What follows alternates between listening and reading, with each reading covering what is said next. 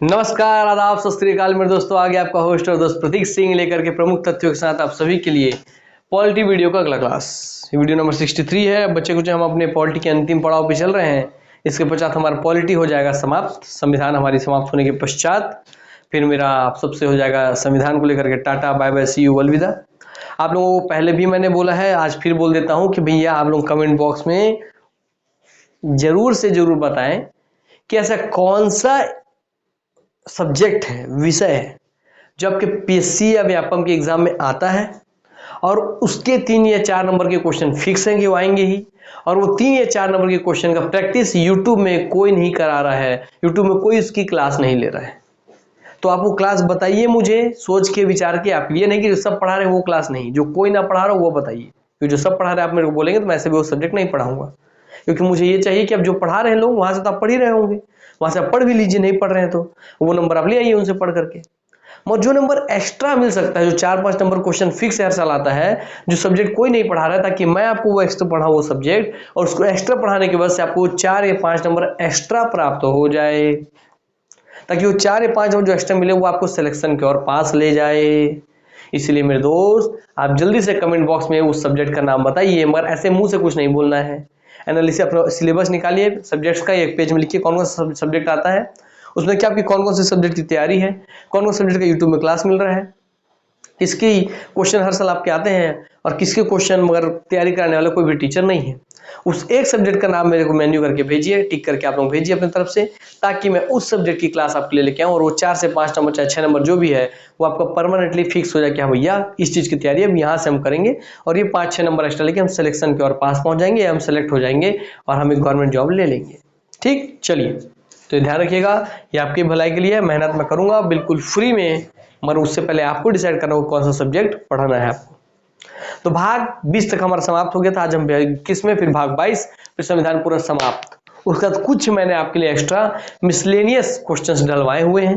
Miscellaneous questions in the sense, miscellaneous questions नहीं, miscellaneous part, जो part आपके संविधान के ही हिस्से होते हैं, मगर उनको कोई पढ़ाता नहीं है, मगर क्वेश्चन उनसे आता जरूर है और उनको आपको पता होना भी आपके लिए जरूरी है। ठीक, तो वो सब चीजें मिसलेनियस कुछ क्लासेस में लूंगा इन 22 भागों के एक्स्ट्रा बाद, तो उसको आप ध्यान रखिएगा।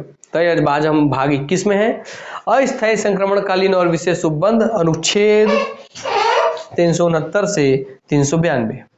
तो भाग 21 में है अस्थायी संक्रमणकालीन और विशेष उपबंध, अनुच्छेद 369 से 392 तक। तो इसी को आज पढ़ने वाले हैं। ये भाग, इसका यह नाम और इसका अनुच्छेद याद कर लीजिए, क्वेश्चन आते हैं। आइए आगे बढ़ते हैं। संविधान 22 भाग है, तो 22 भाग, उनके नाम उनके अनुच्छेद आपको याद होने चाहिए, रटाए हुए होने चाहिए। टाइम बचेगा तो इसको मैं रिवीजन करवाऊंगा, नहीं बचेगा तो आप खुद कर लीजिएगा, क्योंकि मैंने इसको 40 से 50 बार रिवीजन करवाया है। तो भाग 22 तक सभी भाग, उनके नाम उसका अनुच्छेद है। हर दिन की वीडियो में स्लाइड में इसलिए ऐड कराता हूं ताकि आपको याद रहे कि हर दिन आपको इसको रिवीजन करना है,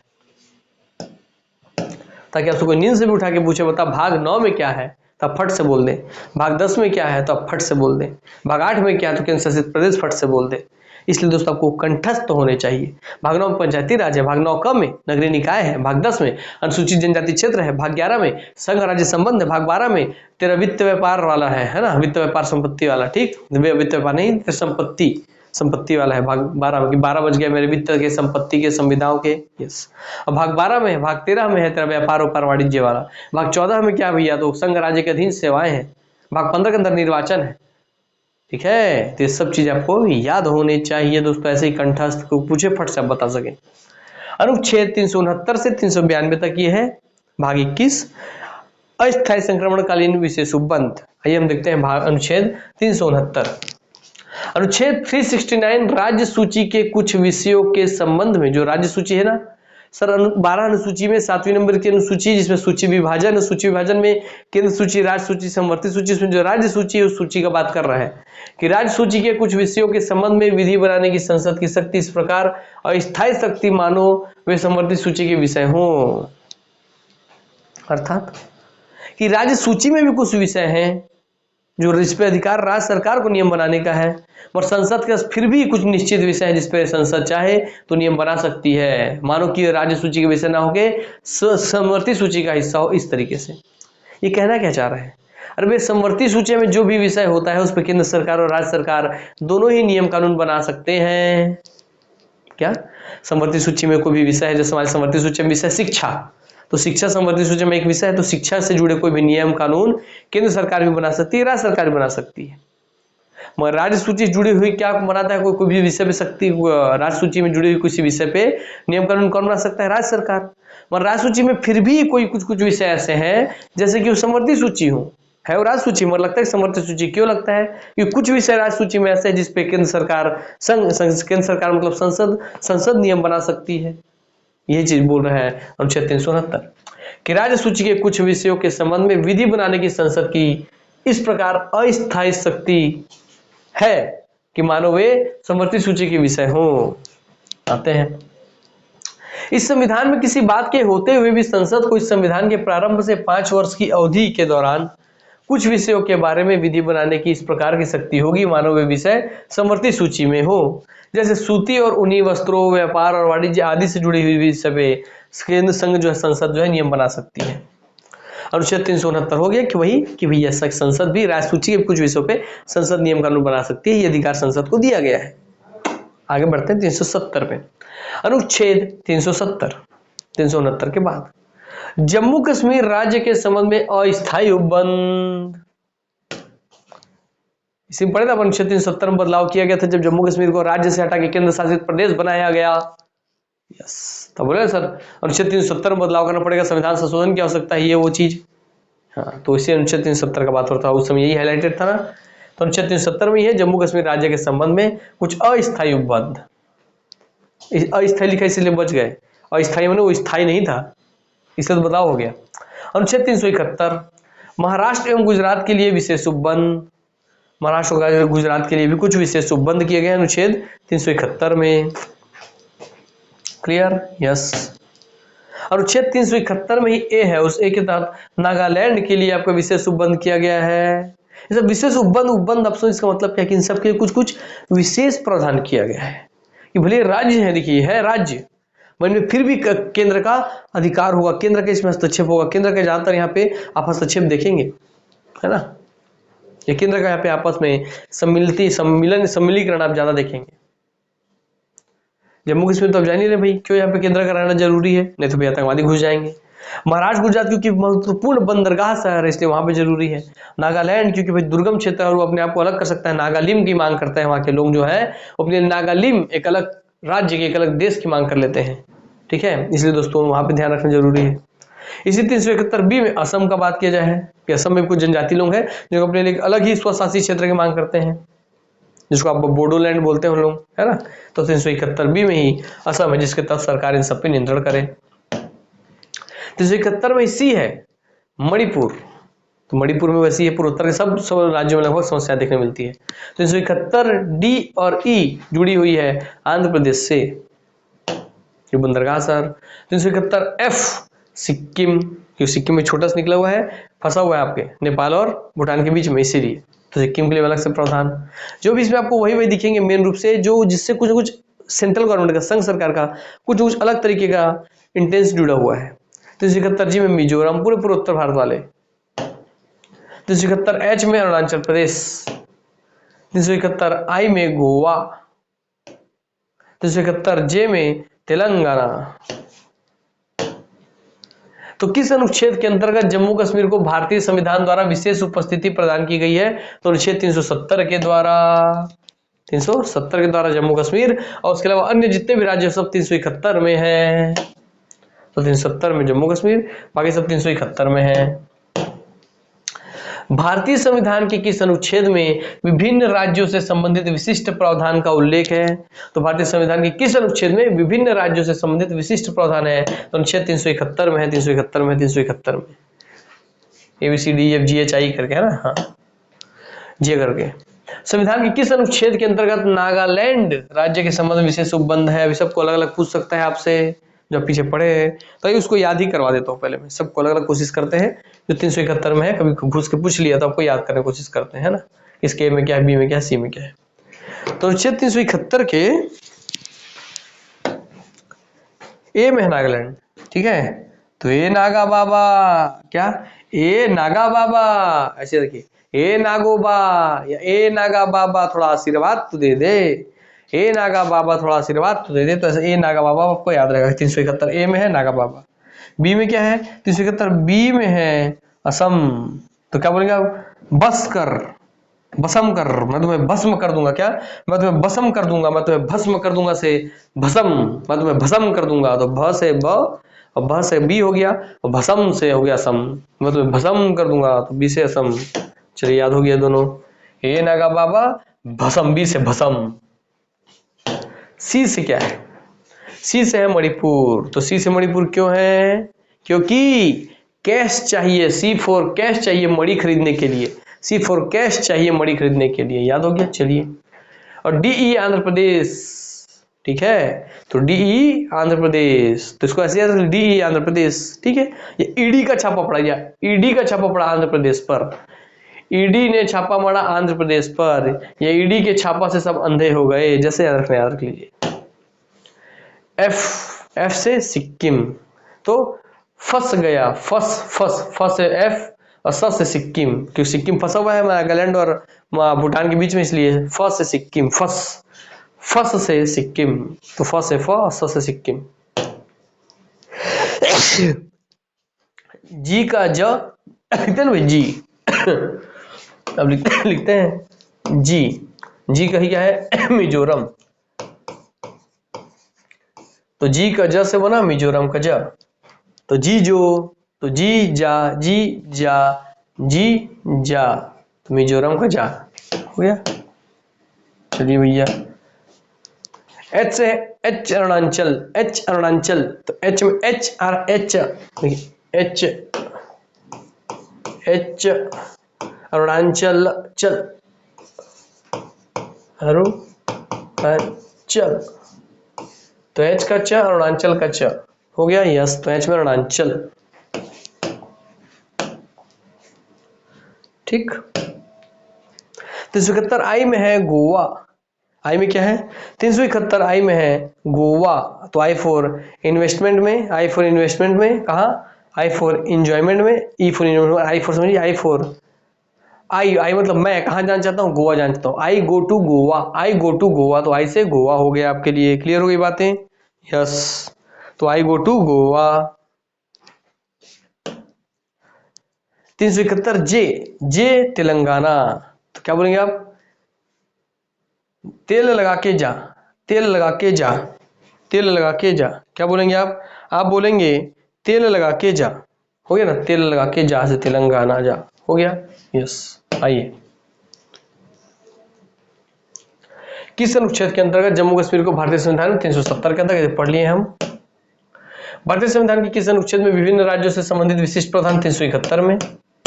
अब पूछता है, देखते हैं किसको, संविधान के किस अनुच्छेद के अंतर्गत नागालैंड, ए नागा बाबा, तो 371 ए में ए नागा बाबा, 371 ए में है नागालैंड, हो गया बी आंसर। विद्यमान, अब आगे वहां तो खत्म हो गया 369, 70, 71 खत्म। अब आते हैं दोस्तों 372 पर। विद्यमान विधियों का प्रवृत्त बने रहना और उनका अनुकूलन। तो विद्यमान विधियों का प्रवृत्त बने रहना और उनका अनुकूलन, ठीक है। तो विद्यमान जो भी विधियां हैं उनका बने रहना और उनका अनुकूलन। तो 372 तक जो भी विधियां भारत में भी लागू हैं वो बनी रहेंगी ये, और उनके अनुकूल सब चीजें चलती रहेंगी, ये चीज बोल रहे हो 372। 373 में क्या, निवारक निरोध में रखे गए व्यक्तियों के संबंध में कुछ दशाओं में आदेश करने की राष्ट्रपति की शक्ति। दोस्तों ये सब पूछने वाला है नहीं, मगर मैं क्योंकि छोड़ना नहीं चाहता इसलिए पढ़ा दे रहा हूँ झटके में आपको। निवारक निरोध में रखे गए व्यक्तियों के संबंध में कुछ दशाओं में आदेश करने की राष्ट्रपति की शक्ति, ठीक है। मतलब किसी को कोई निवारण देना है, किसी को निरोध से जुड़ा कोई निवारण देना है, तो राष्ट्रपति की वह शक्ति है कि उसको निवार सकते हैं, उसको उस चीज दशा से उबार सकते हैं, ठीक है। अनुच्छेद 374, फेडरल न्यायालय के न्यायाधीशों और फेडरल न्यायालय में या सब परिषद हिज मजेस्टी के समक्ष लंबित कार्यवाहियों के बारे में उपबंध। इसको बस ऐसे देख रही है, सब पूछेगा, कभी कभी नहीं पूछेगा सब, है ना, फिर भी देख लीजिए एक बार। फेडरल न्यायालय के न्यायाधीश, तो यार बस 374 फेडरल न्यायालय, इतना सब ध्यान रखिए, बाकी हटा दीजिए। 375 संविधान के उपबंधों के अधीन रहते हुए न्यायालय, प्राधिकारियों और अधिकारियों का कृत्य करते रहना। ये 375 याद कीजिए, जहां याद करोगे बता दूंगा मैं। 375 ध्यान रखिएगा कि 375 यह बोलता है कि संविधान के उपबंधों के अधीन रहते हुए ही न्यायालय, सभी अधिकारी, सभी प्राधिकारी और सभी अधिकारियों का कृत्य करते रहना। कि चाहे कोई न्यायालय हो, चाहे कोई अधिकारी हो, चाहे कोई प्राधिकरण हो, चाहे कोई न्यायालय हो, कोई प्राधिकरण माने कोई मंत्रालय ऑफिस हो, चाहे कोई अधिकारी हो, उन सभी को अपना कार्य संविधान के उपबंधों के अधीन रहते हुए ही करना है। अर्थात वो कभी भी कोई ऐसा काम नहीं कर सकते जो संविधान के उपबंधों का उल्लंघन करता हो और संविधान में जो उनको शक्ति ना दी गई हो उससे बाहर का कोई कार्य करता हो, ऐसा कोई भी कार्य वो नहीं कर सकते। ये बात याद रखिएगा। उनको सबको संविधान के उपबंधों के अधीन रहते हुए अपना काम करना है, 375 बोलता है। अनुच्छेद 376 उच्च न्यायालयों के न्यायाधीशों के बारे में उपबंध, ये भी पूछ सकता है 376 भी कि भाई उच्च न्यायालय के न्यायाधीशों के बारे में उपबंध किसमें दिया गया है, तो 376 में दिया गया है। मतलब उच्च न्यायालय के न्यायाधीशों जुड़ा हुआ कुछ बातें हैं जो कि अनुच्छेद 376 में है।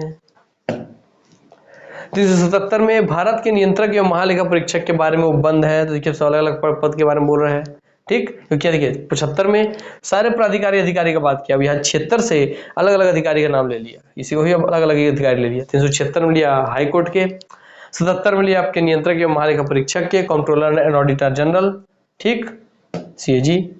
378 में लिया लोक सेवा आयोग के बारे में उपबंध, ठीक है। 378 में लोक सेवा आयोग के बारे में उपबंध। 379 से 391 तक संविधान का 7वां संशोधन अधिनियम 1956 की धारा 29 और अनुसूची द्वारा निरसित कर दिया गया है। तो 379 से 91 तक निरसित हट गया, मतलब समझिए कि एक तरीके से समाप्त हो चुका है, निरसित हो गया माने निरस्त हो गया है। 379 से 391 तक का अनुच्छेद किसके द्वारा, 7वां संविधान संशोधन अधिनियम 1956 की धारा 29 और अनुसूची द्वारा निरसित कर दिया गया है। अनुच्छेद 392 में क्या है, कठिनाइयों को दूर करने की राष्ट्रपति की शक्ति। तो जो कुछ भी कठिनाई आ रही है उस कठिनाई को दूर करने के लिए राष्ट्रपति की शक्ति। तो अनुच्छेद 392 याद रखना है, कठिनाइयों को दूर करने के लिए राष्ट्रपति की शक्ति। 392 राष्ट्रपति किसी भी कठिनाई को दूर करने के उद्देश्य से विशेष रूप से भारत सरकार अधिनियम 1935 के प्रावधानों से इस संविधान के प्रावधानों में संक्रमण के संबंध में आदेश द्वारा निर्देश दे सकते हैं कि यह संविधान इस तरह के दौरान अवधि, जैसा कि आदेश में निर्दिष्ट किया जा सकता है, इस तरह के अनुकूलन के अधीन प्रभावी होगा, चाहे वह संशोधन, जोड़ या चूक के माध्यम से, जैसा कि वह आवश्यक या समीचीन समझें। मैं जान रहा हूँ कुछ पल्ले नहीं पड़ा होगा, क्योंकि ऐसा लैंग्वेज हमें पल्ले पढ़ता भी नहीं है सर। भाई अब इसको हम लोग खोल के पढ़ते हैं। जब भी आपको एक हिंट दे रहा हूँ, जब कुछ आपको एक साथ समझ ना आए ना उसको तोड़ तोड़ के समझिए, बहुत आसान हो जाता है, ठीक। जैसे आप एक साथ 32 दांत तो नहीं गिन पा रहे हैं, वह पूरे दांतों को तोड़ के सामने टेबल पे फैला देंगे तब तो आसानी से गिन लेंगे ना कि 32 दांत है। हाँ सर, तो चलिए अपना दांत तोड़ के गिन के दिखाइए। चलिए आइए। 392 में है कठिनाइयों को दूर करने के लिए राष्ट्रपति की शक्ति। राष्ट्रपति किसी भी कठिनाई को दूर करने के उद्देश्य से, राष्ट्रपति किसी कठिनाई को दूर करना चाहते हैं और दूर करने किसी कठिनाई को दूर करने का उद्देश्य है उनका, तो उस उद्देश्य से विशेष रूप से भारत सरकार अधिनियम 1935 के प्रावधानों से इस संविधान के प्रावधानों में संक्रमण के संबंध में, अर्थात कि कोई कठिनाई उत्पन्न हो गई जिसमें एक तरफ आपका भारत सरकार अधिनियम 1935 आ गया और एक तरफ भारत का संविधान का प्रावधान आ गया और दोनों एक दूसरे की चीजों को संक्रमित कर रहे हैं, एक दूसरे के क्षेत्र में प्रवेश कर रहे हैं, दोनों एक दूसरे से टकरा रहे हैं, दोनों के प्रावधान। तो संक्रमण के संबंध में राष्ट्रपति अपने आदेश द्वारा कुछ निर्देश दे सकते हैं कि मैं आदेश देता हूं और मेरे आदेश में यह निर्देश है कि ऐसा ऐसा चीज होना चाहिए। तो उस निर्देश दे सकते हैं क्या, कि यह संविधान, यह जो संविधान है इस तरह के दौरान अवधि, इस तरह के अवधि के दौरान, मतलब किस समय के समय, इस टाइम के टाइम को बोले, कुछ रेंज देंगे कि इस 2 महीने 4 महीने के लिए, जैसा कि राष्ट्रपति बोले कि इस 4 महीने के लिए इस तरह के अनुकूलन के अधीन प्रभावी होगा। तो इस तरीके की चीजों के अधीन संविधान का ये वाला हिस्सा काम करेगा, अधीन प्रभावी होगा। चाहे वह संशोधन हुआ है संविधान में, वो संशोधन जो राष्ट्रपति जी जो बात बोल रहे हैं वो संशोधन हो के संविधान में है तो भी ठीक, और नहीं है तो भी प्रभावी होगा इस 1 महीने, 2 महीने, 3 महीने या 10 दिन या 15 दिन के लिए। तो चाहे वह संशोधन हुआ हो, चाहे वो जुड़ा हुआ हो संविधान में, या चाहे चूक के माध्यम से ये चीज हुआ हो, जैसा कि वो आवश्यक या समीचीन समझे वैसा वो बोल सकते हैं। अब आपको 80% समझ में आया हो, अब मैं समझाता हूँ आपको 100% कि राष्ट्रपति देखिए होता है कि भारत सरकार अधिनियम 1935 है और एक तरफ संविधान है, हमारा भारतीय संविधान है। भारत सरकार अधिनियम से बहुत सारी चीजें सीधा सीधा हमारे किसमें भारतीय संविधान में डाल दिया गया है, कॉपी पेस्ट हो गया है। अब अगर कभी भारत सरकार अधिनियम और ये भारतीय संविधान आपस में टकराते हैं किसी प्रावधान को लेकर के कि भारत सरकार अधिनियम जो था ये बात बोल रहा है ये चीज ऐसी ऐसी होनी चाहिए, और अभी तक ये चीजों को, इसमें एक चीज है जो इसमें संविधान में हमारे अभी ऐड नहीं किया गया है, इसमें नहीं जोड़ा गया है ना। और संविधान राष्ट्रपति जी ये महसूस करते हैं कि यार इसमें जो ये बात बोला गया है वर्तमान किसी सिचुएशन जो उत्पन्न हुई उसके लिए ये इसकी लिखी हुई बात ज्यादा सार्थक है।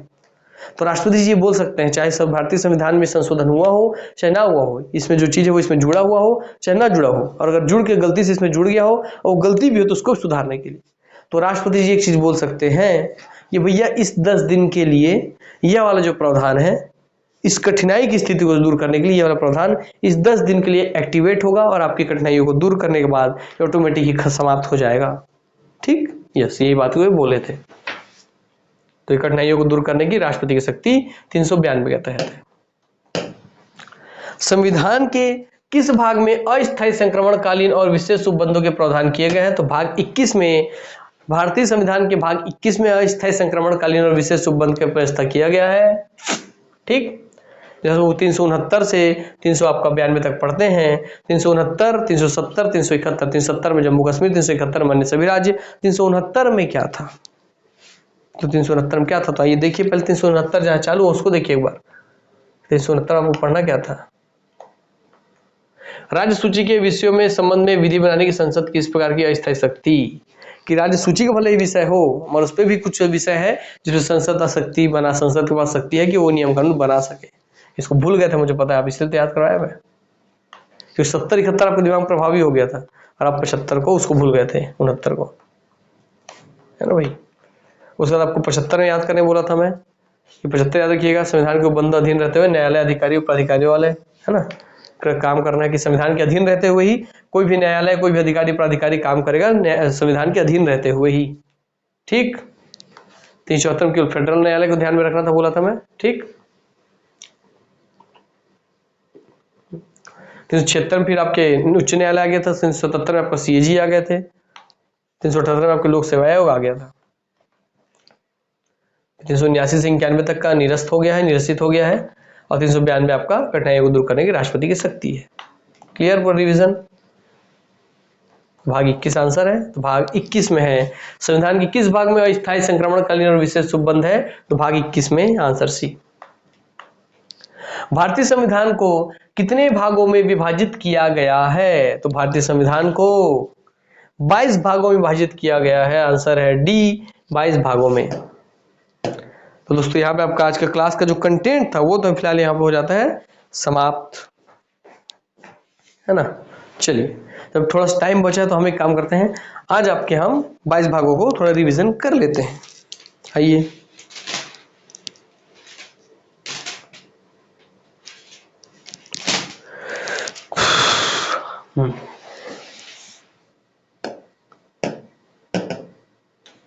कैसे पढ़ लेते हैं। चलिए, संविधान में टोटल सर आपके 22 भाग हैं। आज पूरे 22 भागों को हम रिवीजन कर लेंगे, है ना। संविधान में सर आपके टोटल 22 भाग हैं, 22 भाग है और इसमें सर आपके इस 22 भागों में 395 अनुच्छेद हैं और इसमें टोटल संविधान में अलग से 12 अनुसूचियां हैं। तो 22 भाग है। तो भाई भाग 1 क्या बोलता है? सर भाग 1, सर भाग 1 में संघ राज्य उसका क्षेत्र रखे गए जो कि अनुच्छेद 1 से 4 ऐसा ही क्यों रखा गया? बताइए, हम पढ़ क्या रहे हैं सर? भारत का संविधान पढ़ रहे हैं। सर भारत का संविधान बनाया क्यों गया? ताकि उसके तहत जो प्रावधान है वो पूरे भारत क्षेत्र में लागू हो, है ना। तो बनाया तो उसके उद्देश्य से बहुत देश को एक व्यवस्थित तरीके से चलाने के लिए बनाया गया। मगर भाई देश को क्या, वो पहला शब्द क्या है? भारत का संविधान हम बना रहे हैं, तो पहला ही शब्द आ गया भारत। तो भारत रियल में है क्या यार? भारत पृथ्वी में एक निश्चित भूखंड ही है, एक निश्चित भूमि का क्षेत्र ही तो है, एक निश्चित भूमि का टुकड़ा ही तो है, निश्चित भूमि का क्षेत्र ही तो है, एक निश्चित क्षेत्र ही तो है भारत। जिस क्षेत्र तक ही तो भारत का संविधान लागू होगा, भारत के सभी विधि कानून मान्य होंगे। यस, इसलिए सबसे पहले डिसाइड करना पड़ेगा कि भारत किस क्षेत्र तक को आप भारत कहते हैं, कितने क्षेत्रों को आप भारत कहते हैं। इसलिए सबसे पहला भाग ही रखा गया, भाग 1 संघ, राज्य और उसके क्षेत्र। इसलिए सबसे पहला भाग में क्षेत्र ही रखा गया, संघ, राज्य और उसके क्षेत्र। भाग 1 में वही रखा गया। और कोई भी क्षेत्र सर 4 दिशाओं में बटा होता है, पूर्व, पश्चिम, उत्तर, दक्षिण। तो लीजिए बट गया भाई 4 दिशाओं के हिसाब से 4 अनुच्छेदों में, अनुच्छेद 1 से लेकर के 4 पे आते हैं हम दोस्तों भाग 2 की ओर। अब भाग 2 में नागरिकता ही क्यों रखा गया, इसको भी समझिए, कैसे आपको याद होना चाहिए, क्योंकि कारण सब कुछ है। भाग 2 में नागरिकता ही इसलिए रखा गया क्योंकि भारत एक क्षेत्र हो गया और हर क्षेत्र में कोई ना कोई जनता निवास करती है, और जिस क्षेत्र में जो जनता निवास करती है वो जनता उसी क्षेत्र का नागरिक कहलाती है। हाँ सर, किसी क्षेत्र में जो जनता रह रही है वो जनता उसी क्षेत्र की नागरिक कहलाती है, क्योंकि जो क्षेत्र में रहने वाली जनता वहां की नागरिक है, तो नागरिकों के ऊपर ही तो संविधान लागू होगा। यस, वो नागरिकों के द्वारा तो संविधान बनाया गया है। यस, इसका मतलब उस क्षेत्र में रहने वाले जनता वहां की नागरिक है, इसलिए भाग 2 रखा गया है नागरिकता। क्षेत्र में रहने वाली जनता वहां की नागरिक है, इसलिए भाग 2 नागरिकता। और अनुच्छेद बहुत आसानी से याद होगा सर। क्षेत्र वाला अनुच्छेद क्या था, 1 से लेके 4। 4 के बाद क्या आता है, अनुच्छेद 4 के बाद आता है 5, तो 4 के बाद गिनती में 5 ही आता है सर। और सर 5 से 11 कैसे याद होगा, अरे भैया 4 से क्या आता है, 4 के बाद गिनती में 5 आता है, और इसका दिया वाला जो 1 है इसको ऐसे क्रॉस कर दीजिए, 1 हो गया, और 1 को 2 बार लिख दीजिए, तो 5 से 11। तो अनुच्छेद 5 से 11 है नागरिकता। कोई दिक्कत, 4 के बाद आपका 5 आता है और इस 1 को डबल करके लिख दिए 2 बार, तो अनुच्छेद 5 से 11 तक नागरिकता है। अब तीसरा बात सर कि भाग 3 में मूलभूत अधिकार ही क्यों है, तो भाग 3 में मूलभूत अधिकार ही इसलिए है मेरे दोस्तों, कारण समझिएगा। ये कोई क्षेत्र है सर, भारत का एक निश्चित क्षेत्र है, उस क्षेत्र में जनता वहां की नागरिक कहलाएगी, तो उन नागरिकों ने अपने लिए संविधान बनाया, और संविधान बना के भाई अपने को भी तो कुछ अधिकार देगा ना। यस, भारत की जो संविधान है वो अपने क्षेत्र में रहने वाले अपने नागरिकों को कुछ अधिकार देता है, तो भारत का जो क्षेत्र है वो अपने यहाँ रहने वाले नागरिकों को कुछ अधिकार देता है, इसलिए भाग 3 हो जाएगा मूलभूत अधिकार। इतना सिंपल है। और सर इसका अनुच्छेद क्या होगा, तो 11 के बाद क्या सर, 11 के बाद आता है 12, हो गया ना, 11 के बाद क्या आता है 12, और कोई दिक्कत नहीं है सर, 12 आप लिख दी, 11 के बाद आ गया 12, 12 1 और 2 को जोड़े कितना हुआ 3, और ये 5 को लिख दिए इधर, तो 1 2 3 को जोड़े 3 और 5, 12 से लेके 35 तक, तो अनुच्छेद 12 से 35 तक हो गया मूलभूत अधिकार। क्लियर, चलिए भाग 4 पे अब हम आते हैं कि भाग 4 में राज्य के नीति निर्देशक तत्व, राज्य के नीति निर्देशक तत्व या डीपीएसपी को ही क्यों रखा गया। बहुत सिंपल सी चीज है कि जब कोई क्षेत्र में वहां के नागरिक रहने लग गए तो उस नागरिकों को अधिकार मिल गया, तो नागरिकों ने अपने अधिकार का प्रयोग करते हुए अपने लिए पूरे शासन प्रशासन को चलाने के लिए राज्य का निर्माण किया। राज्य माने सरकार होती है, छत्तीसगढ़ राज्य टपका मत सोचिएगा फिलहाल, हालांकि इसका रियल मानी बाहरी रूप तो वैसे ही दिखता है। रियल मानी में राज्य क्या मतलब क्या है, आपको संविधान के शुरुआती समय पढ़ाया था कि राज्य शब्द आएगा तो उसका मतलब क्या समझना है आपको, है ना। चलिए फिलहाल राज्य, छत्तीसगढ़ राज्य एक सरकार है, ठीक है, छत्तीसगढ़ राज्य की सरकार। तो हमको जब अधिकार मिल गया तो हमने अपने अधिकारों का प्रयोग करके पूरे देश के शासन प्रशासन चलाने के लिए सरकार का निर्माण किया। अब हम बोले कि यार सरकार को हम बना तो दिए, मगर सरकार को पता कैसे चलेगा, संविधान निर्माण करते बोले सरकार को पता कैसे चलेगा कि इनको क्या क्या काम करना है, तो बोले कि यार क्या क्या काम करने तो हम नहीं सिखाएंगे, और ये जरूर सिखा सकते हैं कि इनको क्या बिंदु को या किस बिंदु को ध्यान में रख के किन चीज पॉइंट्स को, किन पॉइंट को ध्यान में रख करके काम करना है। जैसे कि इनको गरीबी दूर करना है, अब वो कैसे करना है वो करें अपने हिसाब से। इनको शिक्षा बढ़ाना है, इनको अशिक्षा दूर करना है, इनको भूखमरी दूर करना है, इनको बेरोजगारी दूर करना है, इनको भैया रोजगार बढ़ाना है, इनको स्वास्थ्य सुविधा, शिक्षा सुविधा, आपका ट्रेवल फैसिलिटी, यातायात सुविधा, ये सब बढ़ाना है। तो इसके लिए हमें काम करते हैं, जिस राज्य जिस सरकार का हमने निर्माण किया है उसको गाइड कर सके, समय समय जब वो अटक जाए, जब वो भटक जाए, तो उसको कोई गाइड कर सके, ऐसा हम तत्व बना देते हैं। तो गाइड वाले बोलते हैं निर्देशन करने वाला, निर्देश देने वाला, और तत्व या सिद्धांत, ऐसा सिद्धांत जो उनको निर्देश दे सके, ऐसा तत्व जो उनको निर्देश दे सके। इसलिए राज्य को जब नीति बनाए किसी काम के लिए, राज्य जब नीति बनाए किसी काम के लिए, तो उसको निर्देश दे सके ऐसा तत्व, ये निर्देश दे सके ऐसा सिद्धांत, इसलिए बन गया राज्य के नीति निर्देशक तत्व या राज्य के नीति निर्देशक सिद्धांत, DPSP, directive principle to state policy. जब भी हम अपने अधिकार के तहत ही राज्य का निर्माण करके कर दिए, ताकि वो जब भी नीति बनाए तो कुछ निर्देशक तत्वों को ध्यान में रख के अपनी नीति बनाए, इसलिए राज्य के नीति निर्देशक तत्व डीपीएसपी आ जाता है भाग 4 में। फिर आपकी इंदिरा गांधी जी ने सरदार स्वर्ण सिंह के सिफारिश पर। भाग 4 से ही निकाल के जोड़ा 4A, स्वर्ण सिंह समिति की सिफारिश पर 4 से ही बनाया 4A, और इसमें जोड़ दिया गया कि जब सरकार यहाँ पे अपने नीति बना के, निर्देशक तत्वों के तहत नीति बना के सरकार, राज्य सरकार अपने कर्तव्यों का पालन कर रही है, तो जब सरकार अपने कर्तव्यों का पालन कर रही है तो हम देश की जनता का भी तो कुछ कर्तव्य है ना। क्या कर्तव्य है? अपने राष्ट्र प्रतीकों का सम्मान करे, राष्ट्र ध्वज का सम्मान करे, राष्ट्रगान का सम्मान करे, देश की एकता अखंडता को बनाए रखे, अपने धर्म को माने और दूसरे के धर्म का इज्जत करे, देश की जो अमूल्य धरोहर है, सांस्कृतिक धरोहर है, ऐतिहासिक धरोहर है, उनको नुकसान ना पहुंचाए, उनका संरक्षण करे, संवर्धन करे, देश को स्वच्छ बनाए रखे, स्वस्थ बनाए रखे, आपसी भाईचारे की भावना को बढ़ा के रखे, मिलीजुली संस्कृति का सम्मान करे, अपने बच्चों को पढ़ाए। ये सब देश की जनता का कर्तव्य होना चाहिए। स्वच्छता बनाए रखे, हाँ, गंदगी ना फैलाए। इसीलिए दोस्तों जब सरकार अपने कर्तव्यों का पालन कर रही है नीति बना के, तो हम जनता का कोई कर्तव्य होना चाहिए। 4 में जब सरकार का कर्तव्य हो गया तो 4A में जनता का कर्तव्य हो गया, इसलिए भाग 4A में आ गया मूल कर्तव्य। फिर यहाँ पे आते हैं, ये 35 के बाद क्या सर? 35 के बाद गिनती में आता है 36, तो 36 तो रहेगा ही। और 36 के बाद क्या हो गया सर? 36 वाला 5 रखा गया यहाँ, तो देखिए इसका लास्ट वाला नंबर रखा गया यहाँ और इसका शुरुआत वाला नंबर रखा गया यहाँ। तो लास्ट वाले को पहला और पहले वाले को लास्ट बनाएगा 51। तो 36 से 51 तक है DPSP राज्य के नीति निर्देशक सिद्धांत। क्योंकि 9 से बना था 9A मूल कर्तव्य, 4 से बना था 4A, 4 से बना था 4A मूल कर्तव्य, तो 51 से बन गया 51A मूल कर्तव्य का अनुच्छेद। यहां तक तो दोस्तों आपको ऐसे ही याद रखना है। क्लियर हो गई बात है? चलिए, उम्मीद करता हूं आपको आज भाग 1 से लेकर 4A तक उसका कारण, उसके अनुच्छेद पता चल गए होंगे, है ना? ठीक है, चलिए तो 22 भाग पूरा पढ़वा दूं, कितने रहने दूं? बताइए, आप बताइए। चलिए आइए पढ़ाते हैं 22 भाग में, पूरा 22 भाग पढ़ लेते हैं, देखते हैं। हाँ सर, भाग 1 से लेके 4A तक हमारा हो गया।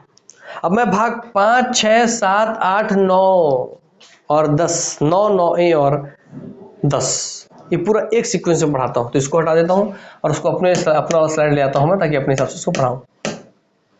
भाग 5, 6, 7, 8, 9, 10। तो भाग 5, 6, 7, 8, 9, 9A और 10, इसको पूरे को एक ही कॉन्सेप्ट से बनता है भाग 10 तक का। देखिए 1 से लेकर 4A तक आप पढ़ लिए, 4 के बाद 5 आ गया, तो 5 से लेकर पूरे 10 तक पढ़ेंगे आप, और इसमें याद रखेंगे वहाँ 4 से था 4A, यहाँ 9 से है 9A, बस। तो 5, 6, 7, 8, 9, 9A और 10। इसके एक ही हिंट है, प्रशासन। प्रशासन, इसका हिंट क्या है? इसका की फैक्टर है प्रशासन। कैसे है प्रशासन की फैक्टर है? कि भाई आपने डिसाइड कर लिया कि हाँ भाई 4 और 4A में आप क्या पढ़े कि हाँ सर सरकार का कर्तव्य हो गया और जनता का कर्तव्य हो गया। अब दोनों अपने कर्तव्य को समझने के बाद क्या करेंगे? रियल मायने में प्रशासन ही तो करेंगे, रियल में प्रशासन ही तो चलाएंगे। यस, शासन प्रशासन ही तो चलाना है उनको। तो बताइए देश में सबसे बड़ा शासन प्रशासन आप किसको मानते हैं? सब देश में सबसे बड़ा प्रशासन है संघ सरकार या केंद्र सरकार, है ना भाई? सबसे बड़ा प्रशासन उन्हीं को मानते हैं आप। यस, सबसे पहला सबसे बड़ा प्रशासन भाग 5 में जाएगा संघ सरकार, यानी कि केंद्र सरकार। सर संघ सरकार के बाद उससे छोटा प्रशासन कौन है? सेकंड नंबर पर सबसे बड़ा प्रशासन सर केंद्र सरकार के बाद राज्य सरकार होता है बड़ा प्रशासन, इसलिए भाग 6 में हो गया राज्य सरकार। लीजिए, और दोस्तों भाग 7 से 7 है, स से हो जाएगा समाप्त। तो ये समाप्त हो चुका है, निरसित हो गया है, रियल में निरसित हो गया है, निरस्त हो गया, इसलिए इसको छोड़ देते हैं ऐसे ही। ठीक है, फिर हम इसी कॉन्सेप्ट प्रशासन पे। तो केंद्र सरकार का प्रशासन सबसे बड़ा, फिर राज्य सरकार का प्रशासन, और उसके बाद बताइए केंद्र और राज्य के बाद तीसरे नंबर पे सबसे बड़ा प्रशासन किसका होता है? सर वो होता है आपके केंद्र शासित प्रदेश का प्रशासन। तो लीजिए भैया भाग 8 में केंद्र शासित प्रदेश का प्रशासन, केंद्र शासित प्रदेश का प्रशासन। आप बोले खुद अपने समझ से बताइएगा। ठीक है सर, मैंने केंद्र सरकार देख लिया, राज्य सरकार देख लिया, केंद्र शासित प्रदेश भी देख लिया, उसके बाद बताइए सबसे ज्यादा देश की जनसंख्या कहाँ निवास करती है? सर गांवों में, उसके बाद शहरों में। और गांवों में निवास करती है तो वहां का प्रशासन जरूरी है कि नहीं है? शहरों में निवास करती है वहां का प्रशासन जरूरी है कि नहीं है? तो गांव में प्रशासन कौन संभालता है? सर पंचायत। शहरों में नगरीय निकाय। तो भाई लिखिए ना पंचायत, भाग 9 में पंचायत, क्योंकि सब ज्यादा जनसंख्या यही रहती है। और नगरीय निकाय 9A में नगरीय निकाय। लीजिए 9A हो गया। तो भाग 10। सर इसके बाद अब कहाँ का प्रशासन बच गया सर? आप पूरा केंद्र सरकार दिखा दिए, पूरा राज्य सरकार दिखा दिए, पूरा केंद्र शासित प्रदेश दिखा दिए, यदि गांव की जनसंख्या के लिए पंचायत दिखा दिए, शहर की जनसंख्या के लिए आप क्या दिखा दिए? नगरीय निकाय दिखा दिया। अब क्या बच गया सर भाग 10 में? अब क्या बच गया? इस गांव, शहर, केंद्र शासित प्रदेश, राज्य, केंद्र, इन सबके बीच में एक चीज बैठ गया जो हर जगह फैला हुआ है। क्या? कुछ अनुसूचित और कुछ जनजाति क्षेत्र, अर्थात जनजातियों का कोई क्षेत्र, अर्थात जनजातियों का कोई ऐसा क्षेत्र जहां भैया उन प्रशासन लगभग वो अपने हिसाब से चलाते हैं, जहां जिस क्षेत्र का प्रशासन उनके हिसाब से चलता है और सरकार उसमें ज्यादा हस्तक्षेप करती भी नहीं है, उनको स्वतंत्र रूप से अपने हिसाब से वहां का प्रशासन चलाने भी देती है। ऐसे भी कुछ क्षेत्र है, इसलिए वो आ जाएंगे दोस्तों कुछ अनुसूचित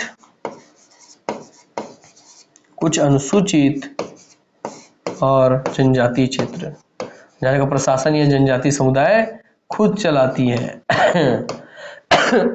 तो भाग 10 तक आपको याद हुआ कि नहीं हुआ? हो गया। मतलब एक कॉन्सेप्ट है यार, हर एक चीज के पीछे एक कॉन्सेप्ट है भैया। कुछ जैसे हलवे में नहीं बना दिए संविधान वाले की चल भाग 8 में डाल दे, भाग 10 में डाल दे, नहीं भैया, सबके पीछे कॉन्सेप्ट है। अब तो उनके पीछे जो थॉट प्रोसेस है, वो थॉट प्रोसेस आज आपको मैं दे रहा हूँ। इससे पहले जब पढ़ा तब भी दिया हूँ, ताकि आप समझ पाए कि हाँ यार संविधान निर्माणकर्ता ऐसे ही क्यों जमाए हैं इसको, ताकि आप भी कभी भूलें ना। एक बार आप वो थॉट प्रोसेस समझ ले, वो विचारने की टेक्निक समझ ले, तो आप कभी नहीं भूलेंगे आप। आइए अब इन सबका हम अनुच्छेद देख लेते हैं। संघ सरकार का अनुच्छेद कहाँ तक होगा? अरे भैया 4 आप पढ़े थे, 4 में थे 51 ए तक आप पढ़े थे, मैंने 51 तक अनुच्छेद खत्म हो गया था। 51 के बाद क्या था? 51 के बाद आता है सर 52 तो आता है, पर 51 के बाद आ तो जाता है 52। मगर जो 51 ए था ना, वो मैं तेरा पीछा नहीं छोड़ूंगा। ये 52 तू मेरे बाद जरूर है, मगर मैं तेरा पीछा नहीं छोड़ूंगा, मैं तेरे साथ आऊंगा। तो 52 के बाद 51 फिर कब आता है सर? 52 के बाद अगला 51 सीधा 151 आता है। तो 52 से 151 तक संघ सरकार से जुड़े हुए अनुच्छेद। अब 151 के बाद कौन सा अनुच्छेद आता है सर? 151 के बाद आता है 152। मगर अब राज्य क्या बोला? 151 के बाद 152 तो आ गया, मगर राज्य क्या बोला? कि मैं जो भी राज्य हूं, हम 2-3 राज्य हमेशा साथ साथ रहेंगे। हम 2-3 राज्य हमेशा साथ साथ रहेंगे। तो हम 2-3 राज्य हमेशा साथ साथ रहेंगे। तो आ गया 152 से 237 तक राज्य सरकार। फिर समाप्त। तो 237 के बाद आता है क्या? 237 के बाद आता है 238, जो कि समाप्त हो गया, निरसित हो गया भाग 7। ठीक है।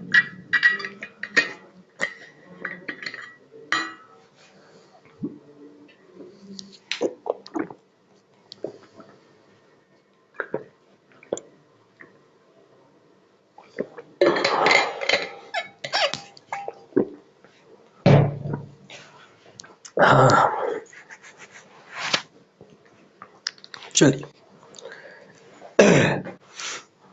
ठीक है, 238 समाप्त हो गया भैया, कोई दिक्कत नहीं है। 238 के बाद क्या आता है? 239 आता है। 238 के बाद आता है 239। मगर 39 क्या बोला? कि मैं अपने साथ केवल 4 आदमी रखूंगा। 239 के साथ मिला के मैं 4 आदमी रखूंगा। 239 40 239 40 40 42, तो 239 से 242 ओनली 4 आदमी। 8 केंद्र शासित प्रदेश हैं, तो 8 के आधा 4, 239 से 42 4 अनुच्छेद। ठीक है। फिर पंचायत क्या बोला? 242 के बाद क्या आता है? 242 के बाद 243 आता है, क्योंकि 9 से ही बना 9 है, इसलिए 243 इसमें भी है, तो इसमें 243 ही चलेगा, और इसमें 243 ही चलेगा, इसमें हर जगह 243 ही चलेगा। तो इसमें पूरे पंचायत नगरीय निकाय में 243 ही चलेगा। मगर एक जैसे ना हो, इसलिए क्या कर दिएगा? 243 से 243 ओ तक इसमें है पंचायत में। ओ के बाद क्या आता है? एबीसीडी में ओ के बाद आता है JKLMN O P, तो ओ के बाद आता है पी, तो लीजिए पी से, पी से एबीसीडी कहाँ खत्म होता है? जेड में, जेड और जेड के अंदर फिर जी तक। 243 से 243 ओ तक पंचायत, 243 पी से 243 जेड जी तक नगरीय निकाय। अब ये 243 भी हो गया। अब आगे अनुसूचित और जनजाति क्षेत्र, एक अनुसूचित क्षेत्र एक जनजाति क्षेत्र, तो लिखिए कोई दिक्कत नहीं। 243 के बाद क्या आता है? 243 के बाद आता है 244। तो अगर ये अनुसूचित के लिए है तो लीजिए 244 में ही एक कर दीजिए, ये जनजाति क्षेत्र के लिए। तो 2 आ गया, 244 से 244 ए जनजाति क्षेत्र, अनुसूचित एवं जनजाति क्षेत्र। तो भाग 10 के तहत भाग 5 से लेकर भाग 10 तक नाम, उसके भाग उसके नाम, उसके अनुच्छेद भी आपको अब याद हो गए होंगे, या याद हो जाने चाहिए। इस टेक्निक से आप प्रैक्टिस कीजिएगा, लिख करके, तो आपको याद हो जाएगा। तो भाग 10 तक मैं आपको बता दिया भैया। अब भाग 10 तक देख लिए पूरा। अब आते हैं भाग 11 में। भाग 11, ठीक, भाग 12, भाग 13 और भाग 14।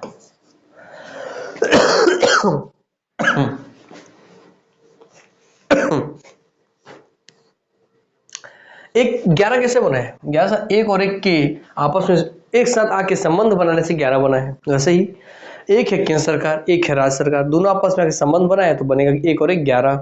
इसलिए भाग 11 में एक और एक 11, तो केंद्र सरकार राज्य सरकार के संबंध बनाने से बनेगा 11। इसलिए भाग 11 क्या है? केंद्र या संघ राज्य संबंध। केंद्र राज्य के बीच में संबंध है भाग 11, क्योंकि एक एक के संबंध बनाने से 11 बनता है, इसलिए भाग 11 में केंद्र राज्य का संबंध है। अब पीछे कहां तक पढ़े थे? 244 से 244 ए तक। तो गिनती में 244 के बाद क्या आता है? 244 के बाद आता है 245, 245 से 263, 2 3 का 6, 245 से 263 तक हो गया। भाग 12 में क्या आएगा? भाग 12 में ऐसे याद करवाता हूं मैं कि 12 कैसे याद होगा। भाग 12 ऐसे याद होगा कि मेरे वित्त की, मेरी संपत्ति के, मेरी संविदाओं के 12 बज गए, क्योंकि मेरी संपत्ति मूल अधिकार से निकल के कानूनी अधिकार बन गया, तो मेरी संपत्ति के 12 बज गए। तो क्या मेरे वित्त की, मेरी संपत्ति की, मेरी संविदाओं की 12 बज गए, तो मेरे वित्त संपत्ति संविदाओं के 12 बज गए, क्योंकि मेरे संपत्ति के अधिकार को मूल अधिकार से हटा के भाग 12 के विधिक अधिकार में डाल दिया गया, इसलिए संपत्ति के 12 बज गए। इसे आपको याद रहेगा। इसका अनुच्छेद क्या हो जाएगा? 263 के बाद आता है 264, 264 से संपत्ति का अधिकार कितने में आता है? अनुच्छेद 300 ए में आता है, तो लिख दीजिए 300 क। क्लियर? यस सर, हो गया। लीजिए भी। अब आते हैं इस पे। सर भाग 13 में क्या आता है? तो मैं पूछ रहा हूँ ना, मेरे दोस्त है, आप मेरे दोस्त, मैं आपसे पूछ रहा हूँ। और भाई आजकल 13, भाग 13 को, और भाई आजकल 13 व्यापार, वाणिज्य, बिजनेस, काम धंधा कैसा चल रहा है? ओ भाई 13 व्यापार, 13 वाणिज्य, 13 समागम कैसा चल रहा है? भाग 13 में 13 व्यापार, वाणिज्य, समागम आ गया। अनुच्छेद भी, क्योंकि व्यापार का, वाणिज्य का बात है, सगुन का काम है, तो 300 के बाद आता ही है 301 रुपया। 300 के बाद 301 आ गया सगुन का, और चल गया 307, सगुन तक का है तो 7 रहे, तो 301 से 307 तक। अब भाग 14 में क्या हो गया? भाग 14 में हो गया कि भाई भाग 14 के च से मेरी चांदी चांदी हो जाएगी। मेरी च के 14 से मेरी चांदी चांदी हो जाएगी। कैसे? अगर मेरी केंद्र या राज्य के अधीन सेवाएं प्राप्त हो जाएं, अर्थात मुझे गवर्नमेंट जॉब मिल जाए, चाहे केंद्र का चाहे राज्य का, अर्थात च से 14 के च के 14 के च से चांदी चांदी हो जाएगी। अगर मुझे केंद्र या राज्य के अधीन सेवाएं प्राप्त हो जाएं, तो 307 के बाद आता है 308, 308 से 323 तक, 323। भाग 14 तक हो गया दोस्तों, केंद्र और राज्य के अधीन सेवाएं, 308 से 323 तक। याद हो रहा है कि नहीं हो रहा है? अभी एक बार में याद होना हो, प्रैक्टिस ऐसे ही कीजिए, याद होना है। इसी चीज को 3-4 बार देखिए, फट आपके दिमाग में बढ़ते चलेगा। एक एक सेगमेंट 1 से 4 तक, 5 से लेकर 10 तक, 11 से लेकर 14 तक हो गया। यस। अब इतने भाग 15, 14 से 14 ए भी है, उसकी भी जरूरत नहीं है। 14 ए अधिकरण है, 323 ए और बी ऐसे करके ही है, वो उसको छोड़ दीजिए। भाग 15 में क्या बोल रहे हैं? भाग 15 में क्या आता है? भाग 15 जैसे आता क्या? देखिए 15 हम लिखेंगे 15 तो द्र में दर अर की मात्रा आ रही है ना भाई, वैसे ही निर्वाचन यहाँ द्र की मात्रा, यहाँ अर की मात्रा बन गई है, तो इसलिए भाग 15 में क्या रहेगा? निर्वाचन। ऐसे याद रखिए, या मात्रा से याद रखना है तो नहीं याद रखना, क्या बोलेंगे आप? 15 वोटों से निर्वाचित हुआ हूं मैं क्या? मैं 15 वोटों से निर्वाचित हुआ हूं, तो मैं 15 वोटों से, भाग 15 वोटों से निर्वाचित हुआ हूं, अर्थात निर्वाचन आ जाता है इसे। अनुच्छेद क्या होगा? अनुच्छेद बहुत आसान है दोस्तों। 323 के बाद आता है 324, 24 तो हो ही गया।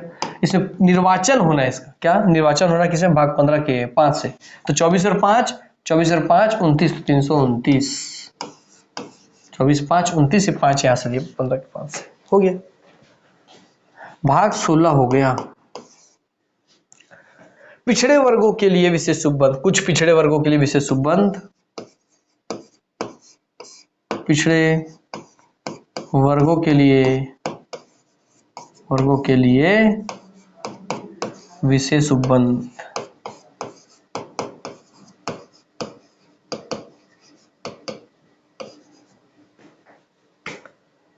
सर भाग 16 में पिछड़े वर्गों के लिए विशेष उपबंध क्यों है? क्योंकि दोस्तों जो पिछड़े वर्ग हैं, SC ST है ना, OBC, इनको ना 16 प्रकार की दिक्कतें थी। क्या बोलेंगे आप? इनको 16 प्रकार की समस्याएं थी। कभी इनका कोई बहिष्कार करे, कभी कोई इनका शोषण करे, कभी उनके बेटी जो 16 श्रृंगार पहन के रेडी हुई उनसे विवाह कर ले। तो ऐसे याद रख लीजिए। तो जो पिछड़े वर्ग थे इनके 16 प्रकार से इनके साथ अत्याचार हुआ। 16 प्रकार के अत्याचार, ऐसे याद रख लीजिए, 16 प्रकार अत्याचार। ठीक है, तो भाग 16 में पिछड़े वर्गों के लिए विशेष उपबंध है। इसका अनुच्छेद क्या होगा? 330 29 के बाद आता है 330 से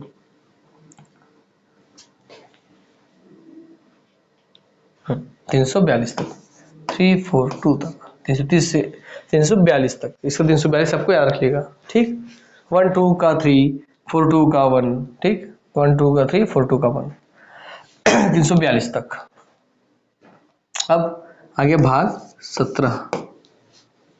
भाग 17 में दोस्तों आपके क्या 17 प्रकार की भाषाएं बोल लेता हूं मैं क्या, मैं 17 प्रकार की भाषा बोलता हूं। 17 प्रकार की मैं भाषा बोलता हूं, इसलिए भाग 17 में हो जाएगा 17 प्रकार की भाषा से हो जाएगा राजभाषा। और इसका अनुच्छेद हो जाएगा दोस्तों आपके 342 के बाद 343 से 351 तक। जो भाषाएं भाई 17 प्रकार के बोल रहे हैं, तो सगुन का काम है ना भैया, है ना। हाँ, जो 4 3 होता है 7 और 1 होता है 1, 17। तो 343 351 तक राजभाषा भाग 17। भाग 18 फिर आ गया। अरे अ के 18 से अ से आपातकाल, अ के 18 से अ से आपातकाल। तो भाग 18 में है आपातकाल। सर अ के 18 से आपातकाल हो गया। आपातकाल कहाँ से कहाँ? 51 को बताते हैं 352। तो 352 4 56 4 60। 52 में आपका राष्ट्रीय आपातकाल, 56 में आपका भाई राष्ट्रपति शासन, और आपके 360 में हो गया वित्तीय आपातकाल। 352 से 360 तक ये 3 प्रकार के आपातकाल। तो 52 4 56 4 60, तो 360 तक हो गया। तो बहुत आसान है। भाग 19 हो गया। भाग 19 में आप ऐसे नाम वैसे तो देखेंगे प्रकीर्ण लिखा रहेगा, और इसके अंदर मेनली आते हैं आपके राष्ट्रपति राज्यपाल से जुड़े हुए बिंदु। भाग 19 में प्रकीर्ण है, राष्ट्रपति राज्यपाल, कोई दिक्कत की बात नहीं है। तो 360 को आएगा 361 से 367 तक। ठीक है, भाग आ जाएगा 20। भाग 20 है। इस भाग 20 में आप बोलते हैं, इसमें देखिए दो चीजें मैंने एक जैसे होनी चाहिए, दो चीजें। तो स और स एक जैसे हैं, है कि नहीं है? दो ठो स है, दो ठो स है। तो स कैसे होती है भाई? संग अर्थात संविधान संशोधन। भाग 20 में है संविधान संशोधन। और संविधान संशोधन आता है केवल एक अनुच्छेद में 368 के बाद 368 आता है। तो केवल 368 के तहत, जो कि अभी हाल ही में आप उससे पढ़े। फिर आगे दोस्तों भाग 21 और भाग 22। तो एक काम करते हैं, थोड़ा सा इसको ऐसे ऊपर खसकाते हैं ना।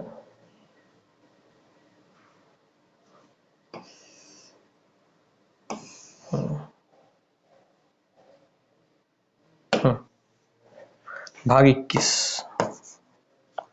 21 क्या है?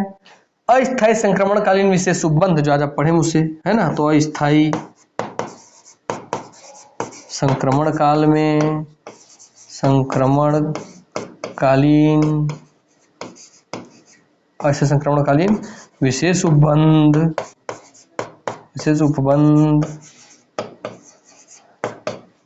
ये कहाँ से कहा जाएगा? 368 के बाद होता है 369 में इस 9 को बगल में लिख लेंगे 300, ये 369 में ही इसको बगल में लिखे 392 तक।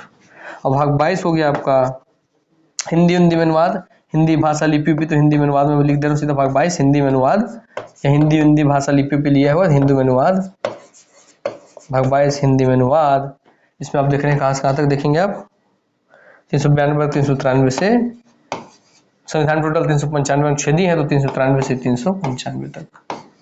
इस तरीके से संविधान के पूरे 22 भाग, उनके नाम, उसके अनुच्छेद ऐसे ही याद रख सकते हैं जिससे आपको कभी कोई दिक्कत डाउट नहीं होगा और आसानी से आप इसको पढ़ के याद रख के कंठस्थ कर सकते हैं। ये देख लीजिए, आपको भैया बोलेंगे तो सर तुरंत मिटा देते हैं पढ़ा के, इसमें शिकायत कर देंगे, शिकायत बहुत है बच्चों की, पॉज कर लिया करो यार, है ना। चलो क्लियर हो गई इतनी बातें, आइए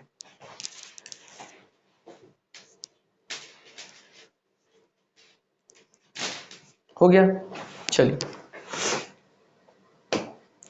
तो इस तरीके से आप क्या देख रहे हैं सर, इस तरीके से हम देख रहे हैं कि संविधान के ये 22 भाग, उनके नाम, उसके अनुच्छेद हमें याद होने चाहिए कंठस्थ तरीके से। ये भाग 5 में संघ सरकार, फिर राज्य सरकार, 7 समाप्त, निश्चित समाप्त, भाग 8 केंद्र शासित प्रदेश, 9 पंचायत, 9 में निगरानी निकाय, 10 में अनुसूचित जनजाति क्षेत्र, भाग 11 में संघ और राज्यों के बीच संबंध, भाग 12 में वित्त संपत्ति संविधाओं, तेरे 12 बज गया तेरे वित्त के संपत्ति के संविधाओं के, और भाई 13 भाग 13 तेरा व्यापार वाणिज्य कैसा चल रहा है, भाग 14 में मेरी चांदी हो जाएगी अगर संघ और राज्यों के अधीन सेवाएं प्राप्त हो जाए तो, भाग 15 में निर्वाचन, भाग 15 में निर्वाचन, भाग 16 में कुछ वर्गों के लिए विशेष उपबंध, है ना, भाग 17 में राजभाषा 17 प्रकार की मैं भाषा बोल लेता हूँ, भाग 18 से आपातकाल, भाग 19 में प्रकीर्ण, भाग 20 में 2 XX में 2 सस आएगा तो संविधान संशोधन, अस्थायी संक्रमणकालीन विशेष उपबंध, भाग 21 में, भाग 22 में संक्षिप्त नाम प्रारंभ हिंदी में, प्राधिकृत पाठ और निरसन, तो हिंदी में अनुवाद इसको लिख दिया था वैसे ही, उसका अनुच्छेद भी इधर दिया हुआ है। तो इस तरीके से मेरे दोस्त आपको ये बहुत कंठस्थ तरीके से अच्छे से याद होनी चाहिए, बात ध्यान रखिएगा। वही क्लियर बात है। चलिए तो 20 और 40 60 40 मिनट एक्स्ट्रा चाहिए। क्लियर हो गई बातें? चलिए तब अच्छे समझ गए होंगे, उम्मीद करता हूं मैं। अब जब इसको समझ गए तो आपको 22 भाग, उनके नाम, उसके अनुच्छेद अच्छे से कंठस्थ हो गए होंगे। उसके पश्चात 12 अनुसूचियों का एक बार मैं लिस्ट बना देता हूं, उन 12 अनुसूचियों को भी आप एक बार कंठस्थ कर लीजिएगा। मैं एक ही पेज में लिखने की कोशिश करता हूं। पहली अनुसूची है संघ राज्य और उसका क्षेत्र, क्योंकि सबसे पहले यही होना चाहिए था, संघ राज्य और उसका क्षेत्र एवं उसके क्षेत्र। 12 अनुसूची याद रख लीजिएगा, कोई भी क्षेत्र सबसे पहले आता है इसलिए क्षेत्र।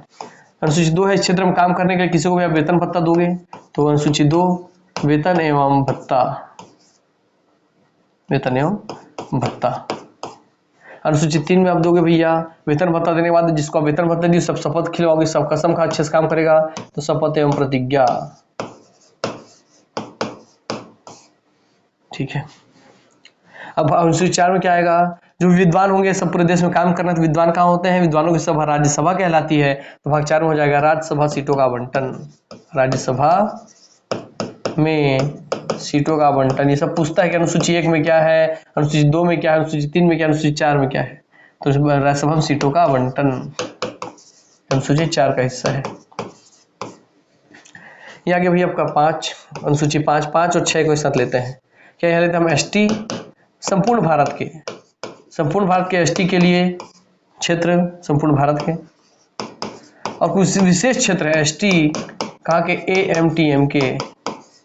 इन संपूर्ण भारत के एसटी को अनुसूची 5 में रखा गया और स्पेशली असम, मेघालय, त्रिपुरा, मिजोरम के एसटी को अनुसूची 6 में डाला गया ताकि इनके ऊपर हम विशेष ध्यान दे सके।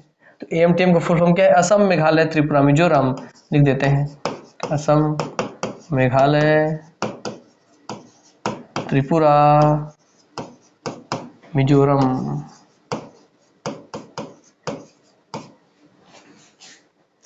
अनुसूची 7 में स से 7 से है सूची विभाजन, इसमें शक्तियों का बंटवारा हुआ है अलग अलग विषयों पर, सूची विभाजन बोलिए, शक्ति विभाजन बोलिए या विषय विभाजन बोलिए। सूची विभाजन अलग अलग विषयों पे शक्ति बनाने की, अलग अलग विषयों पे नियम कानून बनाने की शक्ति का विभाजन है सूची विभाजन। इसमें 3 सूची है कि कुछ विषय पे केंद्र नियम बनाएगा इसलिए केंद्र सूची हो गई, कुछ विषय पे आपका राज्य नियम बनाएगा इसलिए भाई आपका राज्य सूची हो गया वो, और कुछ विषय पे केंद्र और राज्य दोनों मिलकर नियम बना सकते हैं इसलिए उसको बोल दिया गया समवर्ती सूची। और यहाँ भी जब सेंट्रल और स्टेट रहेगा तो सेंट्रल को ज्यादा शक्ति प्राप्त है स्टेट की तुलना में। ठीक, चलिए अनुसूची 8 आ गया। 8 में दोस्तों संवैधानिक भाषाएं, इनकी संख्या है टोटल 22 भाषाएं हैं। इन 22 भाषाओं को भी कैसे हिस्से हैं, सब पहले 14 भाषाएं संविधान में थी, फिर बाद में इसमें और 8 भाषाएं जुड़ी। ये 8 भाषाएं भी आपके पहले 1 भाषा जुड़ी, फिर 3 भाषाएं जुड़ी, फिर बाद में 4 भाषाएं जुड़ी, इसी क्रम में जुड़ी। एक भाषा आपकी 21वें संविधान संशोधन से जुड़ी है, आपके भैया 71वें संविधान संशोधन से 3 भाषा जुड़ी, और 4 भाषा एक साथ जुड़ी गई 92वें संविधान संशोधन से। और देखिए 21 71 को जोड़ने से 92 आता है, ये भी देख लीजिए कॉन्सिडेंस। चलिए सर आपको भाषाएं हो गया। अनुसूची 9 देखिए, 9, 10, 11 और 12, ये चारों के साथ क्यों लिख रहे हो आप? क्योंकि दोस्तों संविधान में शुरुआत में 12 अनुसूचियों में से 8 अनुसूची तक प्रारंभ में दी गई थी, बाद में 4 अनुसूची संविधान संशोधन के माध्यम से जोड़ी गई है, इसलिए 9 अनुसूची, 10, 11, 12 ये बाद में संविधान संशोधन करके संविधान का अंग बने हैं। अनुसूची 9 में आता है भूमि सुधार आंदोलन, क्योंकि सबसे पहला सुधार भूमि सुधार करना जरूरी था, तो भूमि सुधार आंदोलन समझिए आप, आ गया अनुसूची 9 में। सर 10 में आ गया भूमि सुधार किए तो फिर दल बदलने लगे सब लोग अपना, तो दल बदल कानून, दल बदल को रोकने के लिए दल बदल रोधी कानून अनुसूची 10 में आ गया। सर 11 12 में, सर 11 हो गया गांव की जनता को ध्यान में रखे तो पंचायती राज, पंचायती राज, और सर भाग 12 में आ गया शहर की जनता को ध्यान में रखे तो नगरीय निकाय, नगरीय निकाय। तो 11 में पंचायती राज, 12 में नगरीय निकाय। मेरे चारों क्योंकि संविधान संशोधन के माध्यम से जुड़े, इसलिए दोस्तों इन चारों में आपको संविधान संशोधन याद होने चाहिए, तो चारों का संविधान संशोधन भी याद कर लीजिए, बहुत आसान है। भूमि सुधार आंदोलन जो कि अनुसूची 9 में जोड़ा गया है, इसके लिए आपका पहला संविधान संशोधन किया गया था भारत में, तो फर्स्ट संविधान संशोधन 1951 में भूमि सुधार आंदोलन को अनुसूची 9 में जोड़ने के लिए किया गया था। इस 1951 के बाद क्या आता है, 51 के बाद आता है 52, तो 51 से ले लीजिए 52, तो 52वां संविधान संशोधन 1985 किया गया दल बदल रोधी कानून लाने के लिए, उसको 10वां अनुसूची में डालने के लिए, 10वीं अनुसूची में। पंचायती राज और नगरीय निकाय को 11वीं अनुसूची और 12वीं अनुसूची में डालने के लिए 73वां और 74वां संविधान संशोधन किया गया।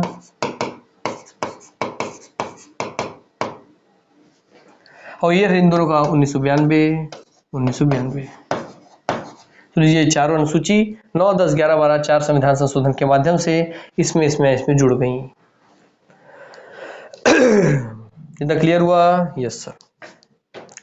ये 5 भाषाओं में दोस्तों 14 भाषाएं पहले से जुड़ी हुई थी, बाद में 8 भाषाएं जुड़ी हैं अलग से। इसमें एक भाषा जुड़ी सिंधी, इसमें जुड़ी 3 भाषा, मणिपुरी, कोंकणी, नेपाली, इसमें जुड़ी 4 भाषा, मैथिली, बोडो, डोंगरी, संथाली। ये 21वां संविधान संशोधन 1997 द्वारा, 71वां संविधान संशोधन 1992 द्वारा, ये 92वां संविधान संशोधन 2003 के द्वारा जुड़ी है। क्लियर हो गया? चलिए, तो 21वां संविधान संशोधन 1967, 71वां संविधान संशोधन 1992 और 92वां संविधान संशोधन 2003, इसके माध्यम से जोड़ी गई सिंधी, पहली भाषा जो 15वीं भाषा बन के जुड़ी, 14 के बाद 15वीं भाषा बन के, ये थी आपकी सिंधी। इसमें जुड़ी आपके यहाँ लिख देते हैं सिंधी, यहाँ आपका सिंधी। ये आपका मणिपुरी, कोंकणी, नेपाली, तो मणिपुरी का माँ, कोंकणी का को, नेपाली का ने, तो माँ को ने। और बाद में 4 लैंग्वेज जुड़ी। एमबीबीएस हम करते हैं तो एमबीबीएस की जगह पे हम करेंगे एमबीडीएस, मैथिली, बोडो, डोगरी, संथाली। मैथिली, बोडो, डोगरी, संथाली। इसको अलग से क्यों नहीं लिख रहा हूं मैं, क्योंकि भैया ये मैं बहुत बार आपको लिख लिख के पढ़ा दिया हूँ। उसको कौन सा संविधान संशोधन से जुड़ा, किस ईयर में जुड़ा, ये सब चीजें मैं आपको पढ़ा चुका हूँ, इसलिए मैं इसको अलग से नहीं लिख रहा हूँ अभी। ठीक, तो इस तरीके से आपको संविधान के 22 भाग, 12 अनुसूची में पूरा रिवीजन करवा चुका हूँ। तो यहाँ पे मेरी जिम्मेदारी होती है पूरी। अब आपकी जिम्मेदारी है उसको कंठस्थ करने की। इस क्लास को बार बार देखिए, अच्छे से देखिए और इन सभी को कंठस्थ करके अपने अंदर बसा लीजिए, क्योंकि इनसे आपको बहुत हेल्प मिलने वाला है। एक प्रैक्टिकल नॉलेज तो देखिए एग्जाम के लिए तो आपको नॉलेज मिल ही जाएगा, और उससे बड़ी चीज है कि भाई आप इस देश के नागरिक हैं, तो आपको अपने अधिकारों के बारे में जानकारी होनी चाहिए। अपने देश के सबसे महत्वपूर्ण कानूनी पुस्तक समझिए संविधान के बारे में जानकारी होनी चाहिए, क्योंकि आप इस देश के नागरिक हैं, तो आपको उस पर प्राउड होना चाहिए। तो आपको उसके बारे में जानकारी होगी तब तो प्राउड होगा ना, इसलिए जानकारी होनी चाहिए एक आम आदमी होने के नाते ही। तो विद्यार्थी तो आप बाद में, मगर पहले आप एक आम आदमी है, एक आम नागरिक है इस देश के, इसलिए भी आपको संविधान की जानकारी होनी चाहिए। हमारे देश में जो बच्चे या जो इंसान या जो माता पिता, चाहे कोई भी, जो सिविल सर्विस की तैयारी नहीं किए हैं, उनमें से किसी को भी अब संविधान जैसा कोई पुस्तक उसकी जानकारी नहीं है। कुछ जो पढ़ रहे हैं लिख रहे हैं, जो न्यूज़ देखते हैं, तो उनको छोड़ करके नॉर्मल आप माता पिता देखिए, गाँव जाकर पूछिए संविधान क्या होता है, किसी को नहीं पता। आप अपने घर में अगर माता पिता नहीं इस लाइन में उतरे हैं, नहीं पढ़े लिखे हैं, तो उनसे पूछिए संविधान क्या होता है, बता ही नहीं पाएंगे वो, क्योंकि भैया उनके एजुकेशन सिस्टम में ये डाला ही नहीं गया। हमारे एजुकेशन सिस्टम की सबसे बड़ी कमी कि सब सारी पुस्तक कहानी पढ़ाते हैं और खुद का संविधान नहीं पढ़ाते हैं। खुद का संविधान पढ़ाना और खुद का वास्तविक इतिहास पढ़ाना बहुत जरूरी है, ताकि आदमी उससे सीखे और उसके माध्यम से देश में राष्ट्र प्रेम की, एकता की, अखंडता की भावना टीचर का, स्कूल का और उस शिक्षा माध्यम का ही जगाना सार्थक है, ताकि बच्चे अपने मूल जड़ जब बचपन है वहीं से वो दोस्त आपस में प्रेम, सौहार्द, एकता, अखंडता ये सब भावनाओं को डेवलप कर सके अपने अंदर, ताकि हमारी शिक्षा आत्मीय हो सके, ना कि केवल भौतिकी है। ध्यान रहेगा। चलिए, तो यहीं पे अपनी वाणी को मैं विराम देता हूँ, आप सबसे अलविदा लेता हूँ। दुआ करता हूँ आप हमेशा हंसते रहें, खेलते रहें, खिलखिलाते रहें, निरोग रहें, स्वस्थ रहें, तंदुरुस्त रहें, यही मेरी दुआ है आप सबके लिए। मिलते हैं नेक्स्ट क्लास में, तब तक के लिए नमस्कार, जय हिंद, जय भारत, जय छत्तीसगढ़, वंदे मातरम, धन्यवाद।